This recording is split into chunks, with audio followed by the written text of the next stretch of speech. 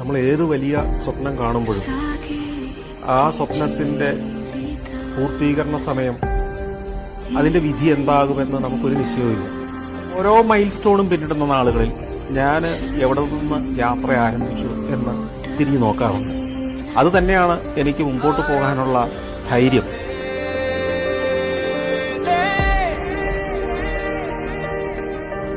നേരം രണ്ടു വിധത്തിലാണ്. ഒന്ന് നല്ല നേരം, പിന്നെ ചീത്ത നേരം. ചീത്ത നേരത്തിന് ശേഷം നല്ല നേരം വരും.